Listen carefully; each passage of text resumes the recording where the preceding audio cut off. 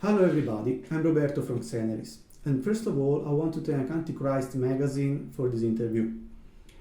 Xeneris is a symphonic power metal band which was founded in the late 2022 by Federico Paolini on guitars and me on bass after the breakup of our previous band, Calidia.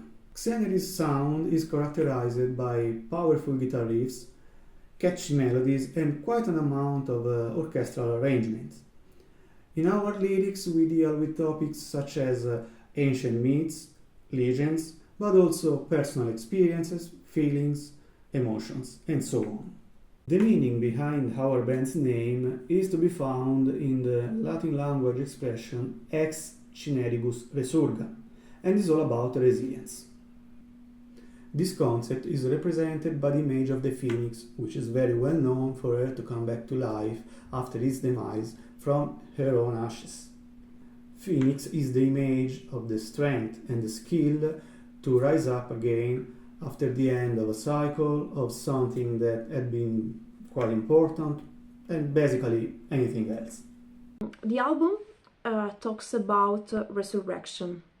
When we met and we decided to form this new band, we discovered that this topic was very important for every member for different reasons. So it was easy for us to think it could be a good theme for our first album. However, during the writing process, we realized that the shape that the album was taking was even more complex. We noticed that there were some points of darkness in a few songs, but also in the album in general. So we decided to follow this unconscious inspiration, and we found that actually in the myth of Phoenix, death is very close to the rebirth. We can say that the rebirth contains also death. So we wanted to show that the moment of the rebirth is achieved only after a struggle between light and shadows, where these two forces are both present.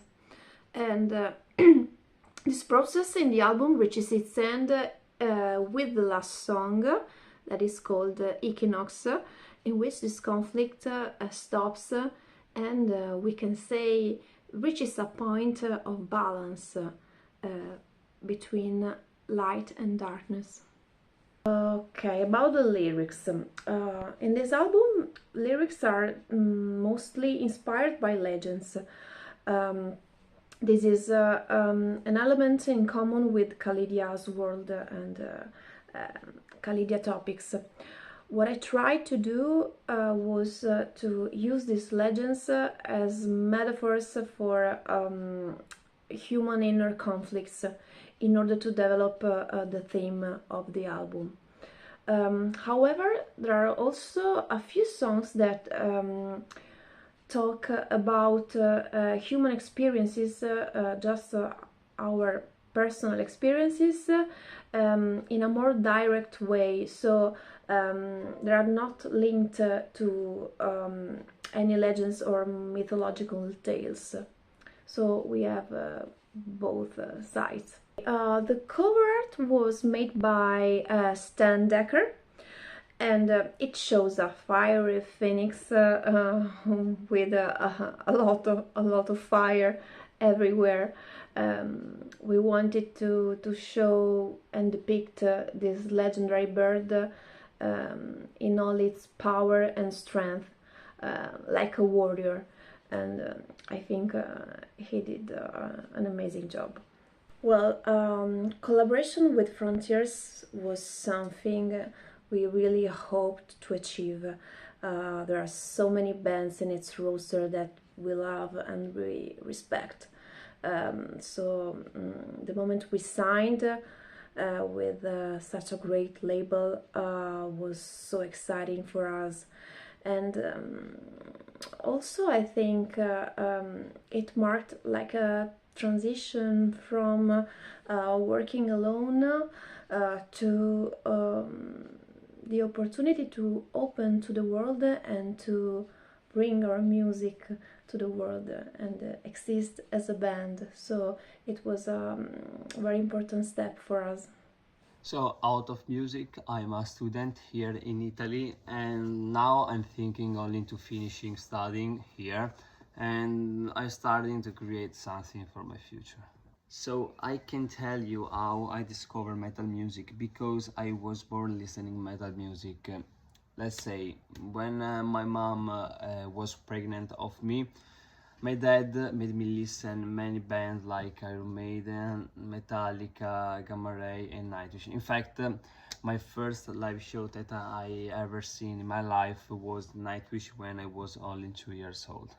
Well, for the sake of ease, I'm going to split my personal experience as musicians in two parts. In my early days, the main problem was related to the area I was living and I'm still living. Despite the fact that a few acts that are quite known in the power metal scene, such as Labyrinth, Vision Divine, and others, came from this area, well, this area is not so good for playing rock and metal of any genre. How did I overcome this problem? Well, it was quite easy. I was young, I was enthusiastic, I was naive, and simply I didn't want to give up.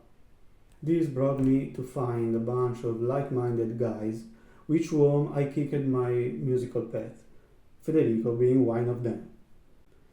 And so we get to the present days. Right now, the biggest difficulty for me is to stay in the music world, in the music business. When I started to dream to become a musician, it was pretty different. It was all about music. There were no social.